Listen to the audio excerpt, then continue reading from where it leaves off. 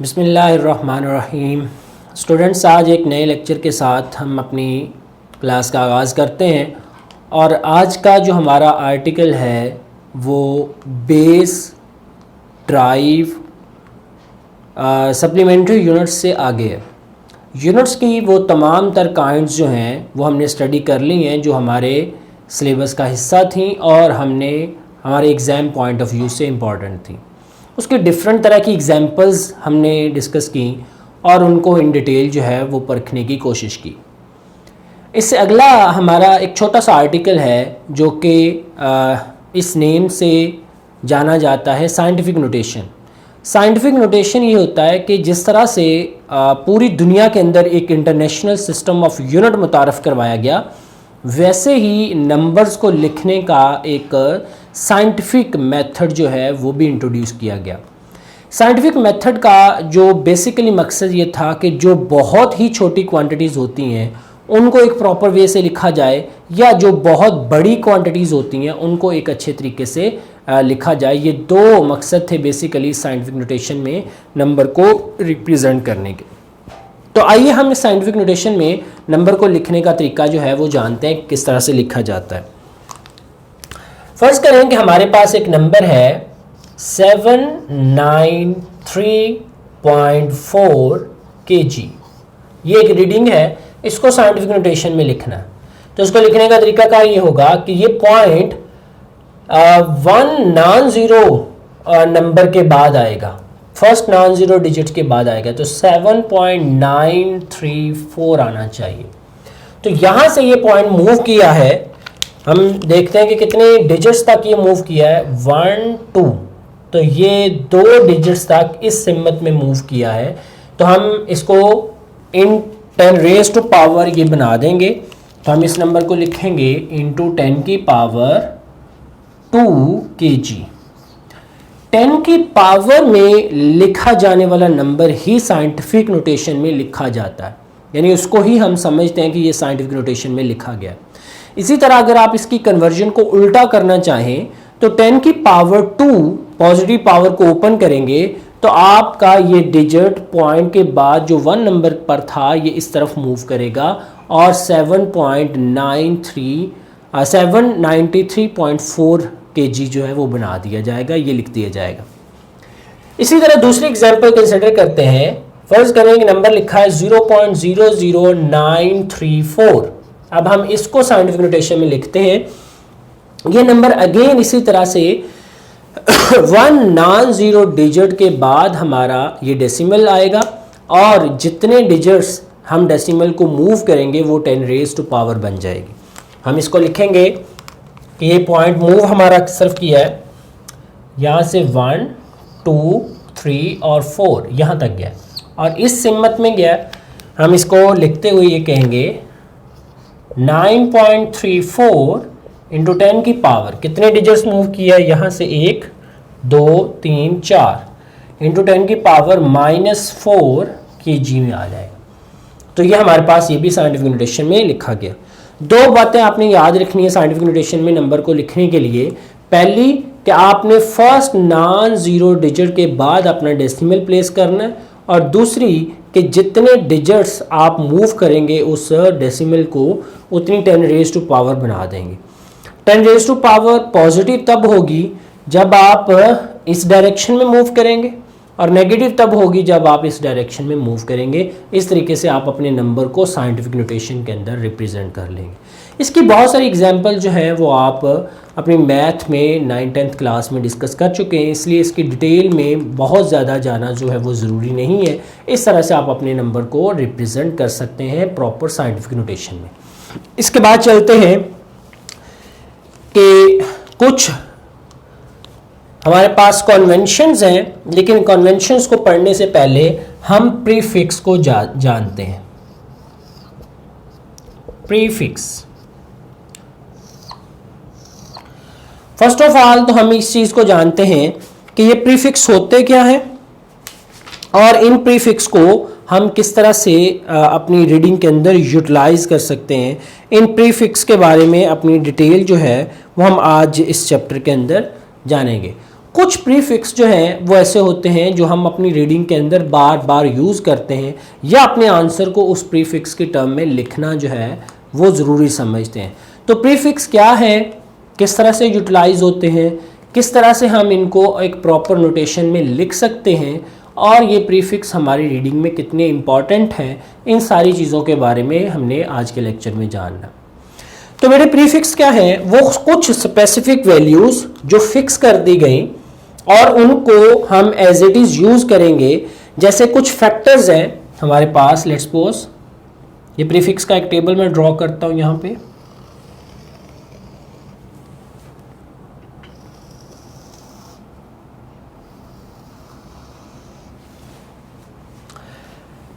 इसमें यहाँ पे वो फैक्टर लिखते हैं जो 10 की पावर में होगा,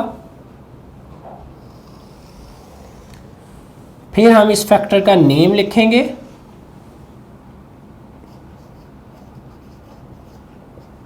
फिर हम इसका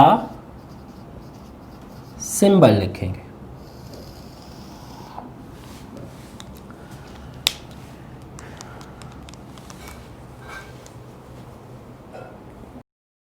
वो प्रीफिक्स का जो टेबल है वो आपकी बुक के अंदर भी अवेलेबल है, एक साइड टेबल, और यहाँ पे भी इसको राइट डाउन कर दिया गया।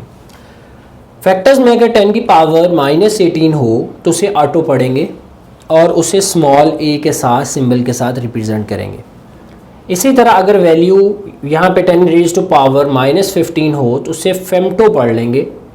अगर 10 की पावर -12 हो तो उसको प्रीफिक्स लिखते हुए वो p को लिखा जाएगा, स्मॉल p उसका जो है वो सिंबल होगा। इसी तरह अगर 10 की पावर -9 हो तो नैनो पढ़ा जाएगा और उसको स्मॉल n के साथ रिप्रेजेंट करेंगे, ये प्रीफिक्स नोटेशन होगी। 10 की पावर -6 हो माइक्रो म्यू के साथ रिप्रेजेंट किया जाएगा। 10 की पावर -3 हो मिली स्मॉल m से रिप्रेजेंट किया जाएगा। 10 की पावर -2 सेंटी स्मॉल c के साथ रिप्रेजेंट किया जाएगा। 10 की पावर -1 हो डेसी स्मॉल d के साथ रिप्रेजेंट किया जाएगा। और सिंपल 10 या 10 की पावर 1 हो तो हम उसे डेका पढ़ेंगे, da के साथ रिप्रेजेंट करेंगे। फिर 10 की पावर 3 हो तो किलो k के साथ। 10 की पावर 6 हो मेगा m के साथ। 10 की पावर 9 गीगा हो तो g के साथ। 10 की पावर 12 टेरा हो कैपिटल T के साथ। 10 की पावर 15 पीटा हो तो कैपिटल P के साथ, और एक्सा हो तो हम कैपिटल E के साथ रिप्रेजेंट करेंगे, वो 10 की पावर 18 होगी। ये तमाम तर जो फैक्टर्स हैं वो सेंटर से अगर हम देखें तो 10 की पावर 1 -1, फिर 10 की पावर -2 है, +2 नहीं है, वो आपकी बुक में भी नहीं लिखा गया। 10 की पावर -3 है तो +3 नीचे। 10 की पावर -3 मिली, +3 किलो। 10 की पावर -6 माइक्रो। 10 की पावर +6 जो है वो आपके पास मेगा आ जाता है। 10 की पावर -9 ये नैनो पढ़ा जाएगा, और 10 की पावर 9 को गीगा पढ़ा जाएगा। 10 की पावर -12 पीटा, और 10 की पावर +12 जो है वो टेरा। 10 की पावर -15 फेम्टो, और 10 की पावर +15 पीटा।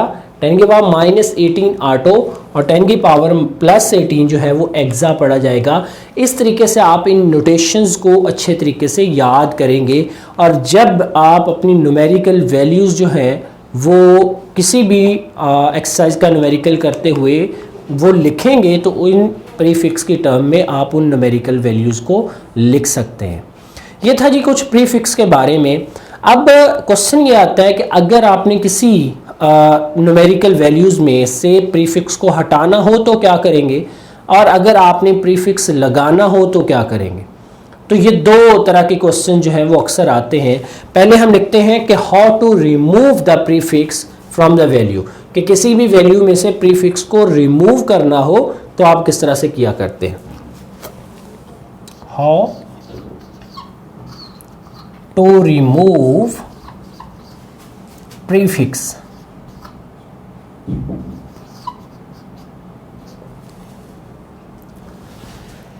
Let's suppose that you have value 5 microfarad, ये वैल्यू, but you want to remove the prefix micro. Micro की वैल्यू इधर देखते हैं तो 10 की पावर -6 है, आप इसे लिखेंगे 5 इंटू 10 की power -6 फेरेड। And you know that कि माइनस अगर 10 की पावर हो तो आप अपने डेसिमल को इस तरफ मूव करते हैं तो हमारे पास ये वैल्यू आ जाएगी 0.00005 फेरेड। ये आप अपने प्रीफिक्स को रिमूव करके इस तरीके से फेरेड के अंदर अपनी वैल्यूज़ जो है वो लिखेंगे। यानी अगर आपने प्रीफिक्स को रिमूव करना है तो आप एक्चुअल में उसमें प्रीफिक्स की वैल्यू पुट कर दें, तो इस तरह से आपका वो प्रीफिक्स जो है वो ख़त्म हो जाएगा। एक और तरीका भी है कि अगर आपने इस प्रीफिक्स को रिमूव करना है 5 माइक्रोफेरेड को, तो एक्चुअली में आप 5 को डिवाइड कर देंगे 10 की पावर +6 से। हालांकि ये है कि आपके पास माइक्रो जो होता है वो 10 की पावर -6 होता है, लेकिन इसको अगर आप रिमूव करना चाहते हैं तो इसके ऑपोजिट वैल्यू 10 की पावर +6 के साथ डिवाइड कर दें, तो ये आपके पास फेरेड के अंदर वैल्यू आ जाएगी। और जब इसको सॉल्व करेंगे तो फिर आपके पास यही वैल्यू न्यूमेरिकल वैल्यू जो है वो हासिल हो जाएगी। किसी प्रीफिक्स को रिमूव करने के लिए आप डिवीजन में उसके फैक्टर वैल्यू जो है वो उसके साथ डिवाइड कर देंगे, ठीक है। इस तरह से वो प्रीफिक्स जो है वो रिमूव हो जाएगा। अगर आप किसी वैल्यू में प्रीफिक्स को ऐड करना चाहते हैं तो किस तरह से ऐड करेंगे? How to add prefix.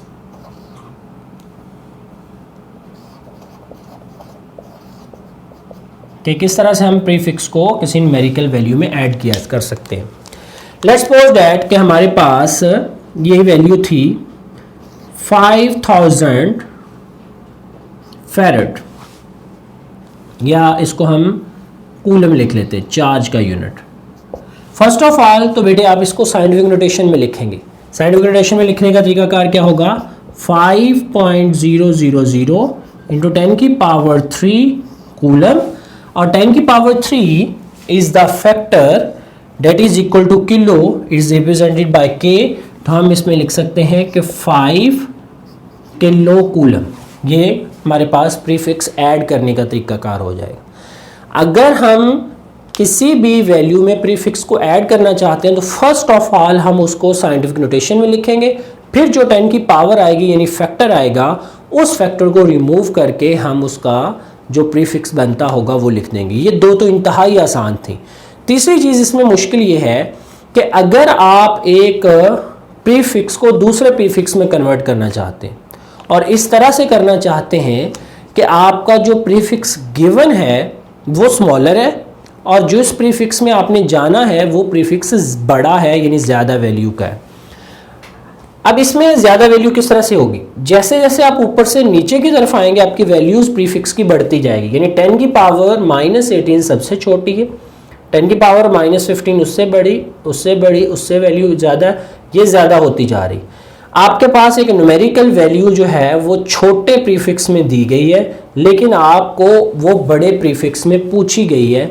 इस तरीके से आप इस कन्वर्जन को कैसे परफॉर्म करेंगे, ये भी एक न्यूमेरिकल क्वेश्चन जो है वो आपके एग्जाम में आता है।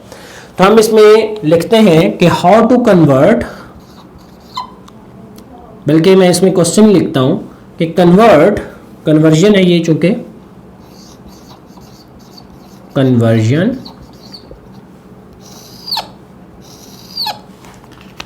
क्वेश्चन हमारे पास आ जाता है कि कन्वर्ट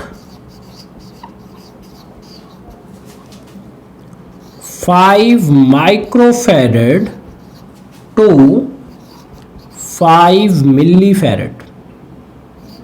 बताइए ये वैल्यू कितनी आएगी? 5 माइक्रोफेरेड को कन्वर्ट करना है और आपकी वैल्यू 5 मिलीफेरेड में आनी चाहिए। इसके लिए हम करेंगे जी 5 माइक्रोफेरेड, इसको चूंकि मिली में कन्वर्ट करना है। अब आप इसकी कन्वर्जन के लिए मिली की वैल्यू देखिए कितनी होती है। मिली की वैल्यू है जनाब 10 की पावर -3 और माइक्रो की वैल्यू 10 की पावर -6। आप इसको लिखेंगे 5 इंटू 10 की पावर -6 और कन्वर्ट किस में करना है? मिली में। तो आप डिवाइडेड बाय 10 की पावर -3 कर देंगे। यानी जो मिली की वैल्यू है उसके साथ डिवाइड कर देंगे और यहाँ पे लिखेंगे मिली फेरेड। ये बात अच्छे तरीके से समझ लें। 5 माइक्रो फेरेड है, माइक्रो की वैल्यू पुट करें और मिली में कन्वर्ट करना है, यानी आपने बड़े नंबर में कन्वर्ट करना है, समझ लें बड़े प्रीफिक्स में कन्वर्ट करना है। तो आप डिवाइड करेंगे उस फैक्टर की वैल्यू के साथ, यानी जिसमें कन्वर्ट करना।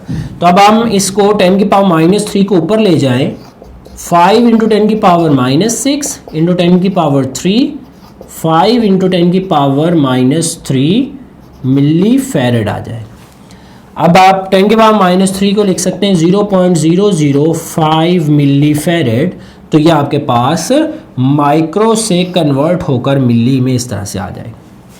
And the simplest rule is कि जब आप कन्वर्ट करना चाह रहे हैं 5 माइक्रो फेरेड को मिली के अंदर, तो उसके लिए आपने मिली के फैक्टर के साथ डिवाइड किया है। ये बात आपने अपने जहन में रखनी है। एक और एग्जांपल इसकी कर लेते हैं कि लेट्स सपोज दैट का आपको नैनो फेरेड दिया है और आपसे मिली फेरेड पूछ लिया।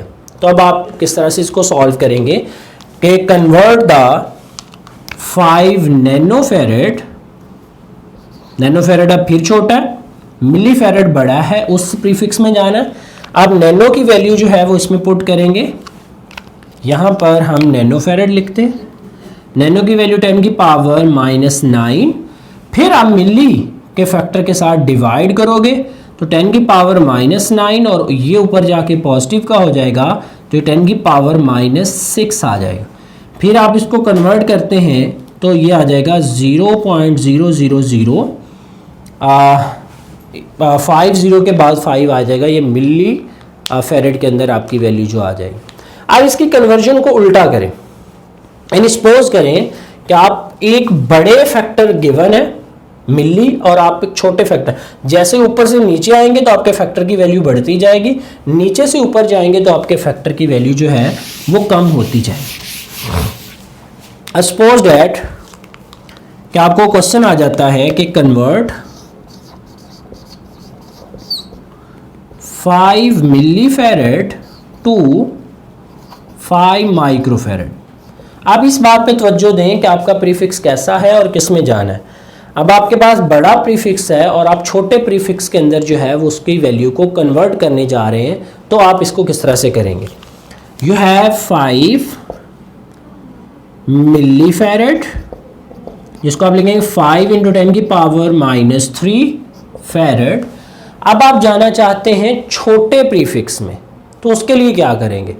छोटे प्रीफिक्स में जाने के लिए अब आप उस फैक्टर को देखें, जो फैक्टर आपने यहाँ पे लगाना है।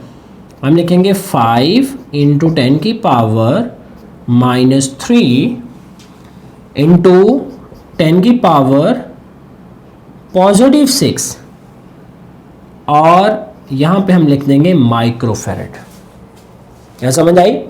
यानी हम माइक्रो से मिली से माइक्रो में जाना चाह रहे हैं, छोटे प्रीफिक्स से बड़े प्रीफिक्स के अंदर जंप करना चाह रहे हैं, तो उस बड़े प्रीफिक्स की वैल्यू जो माइक्रो है उसके क्रॉसपॉन्ड 10 की पावर 6 उस पॉजिटिव नंबर के साथ हमने मल्टीप्लाई किया इनटू माइक्रो फेरेड हमारे पास आ गया।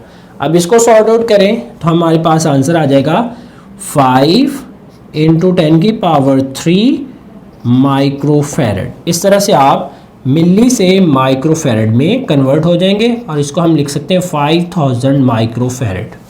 ये हमारी कन्वर्जन जो है वो हो जाएगी। ये था जी प्रीफिक्स और उसके बारे में जो कन्वर्जन है वो हम किस तरह से करते हैं। अब हम कुछ रूल्स डिस्कस कर लेते हैं कि यूनिट्स को लिखने के क्या रूल्स हैं और वो किस तरह से हमने डील करने हैं। तो बच्चों यूनिट्स को लिखने के लिए कुछ कन्वेंशंस बनाई जाती हैं, जिसमें पहली कन्वेंशन है कि अगर आपने साइंटिस्ट का नेम लिखना है तो आपने कंप्लीट नेम लिखने के लिए तमाम लेटर्स जो हैं वो स्मॉल लिखने हैं और स्टार्ट वाला लेटर कैपिटल लिखना है। लेकिन अगर आप किसी साइंटिस्ट के नेम से कोई यूनिट लिखा गया है, जैसे न्यूटन है, तो अब आप न्यूटन यूनिट को कंप्लीट लिखना चाहते हैं तो तमाम लेटर ही स्मॉल लिखेंगे। ठीक है, यानी all the letters will be consider small. जब आप किसी साइंटिस्ट के नेम से जो यूनिट अखज़ किया है उस यूनिट का कंप्लीट नेम लिखते हैं। मतलब आप फोर्स का यूनिट लिखते हैं न्यूटन और कंप्लीट यूनिट लिखते हैं तो NEWTON सारे स्मॉल लेटर जो है वो यूज़ करेंगे। लेकिन अगर किसी साइंटिस्ट के नेम से जो यूनिट है उसका सिंबल आपने लिखना है, मतलब जूल है, एम्पेयर है या न्यूटन है, तो उसका सिंबल लिखना है तो लेटर कैपिटल यूज़ करेंगे, कैपिटल N, कैपिटल J और कैपिटल A। ये हमारे पास दूसरी कन्वेंशन है। तीसरी कन्वेंशन है कि आप अपने प्रीफिक्स को यूनिट के साथ जोड़ के लिखेंगे, दरमियान में कोई स्पेस नहीं देंगे। जैसे मिलीमीटर जोड़ के लिखेंगे, दरमियान में स्पेस नहीं लिखेंगे।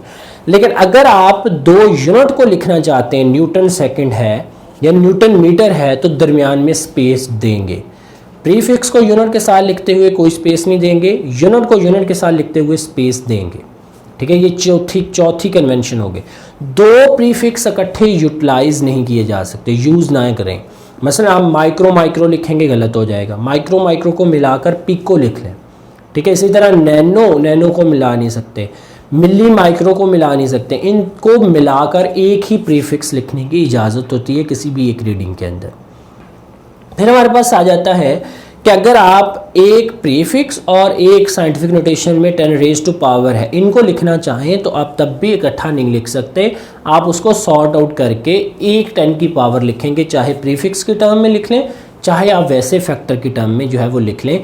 यानी अगर आप लिखना चाहें 10 रेज़ टू पावर -4 सेंटीमीटर तो ये गलत होगा, चूँकि सेंटी भी एक फैक्टर है और 10 रेज़ टू पावर -4 भी एक फैक्टर है, तो उसको मिलाकर 10 की पावर -6 यानी आप मिलीमीटर जो है वो उसको लिखें। एक 10 की पावर और एक प्रीफिक्स आप नहीं लिख सकते। फिर इसकी जो इम्पॉर्टेंट कन्वेंशन है वो ये है कि अगर आप किसी मेजरमेंट को ले रहे हैं किसी भी लैब के अंदर, तो जो इंस्ट्रूमेंट जिस रीडिंग के अंदर कैलिब्रेट किया गया है आप अपनी रीडिंग उसी में लें। मसलन मास कैलोरीमीटर ग्राम में रीडिंग देता है तो आप ग्राम के अंदर ही मेजर करें, उसको साइंटिफिक यूनिट के अंदर कन्वर्ट करने की या ऐसे यूनिट के अंदर कन्वर्ट करने की ज़रूरत नहीं है। इसी तरह जब आप रीडिंग माइक्रोमीटर है वो मिलीमीटर में रीडिंग देता है या सेंटीमीटर में रीडिंग देता है, तो आप उसी के अंदर ही उसकी मेजरमेंट करें। बट बिफोर कैलकुलेशन, जब आप कैलकुलेशन करने की तरफ जाएं तो कैलकुलेशन करने से पहले उसे एसआई यूनिट के अंदर कन्वर्ट कर लें, लेकिन उससे पहले उसको उसी टर्म में रहने दें जिसमें उसकी मेजरमेंट वो इंस्ट्रूमेंट आपको दे रहा है। ओके बेटे, अल्लाह हाफिज़, take care, until the next lecture.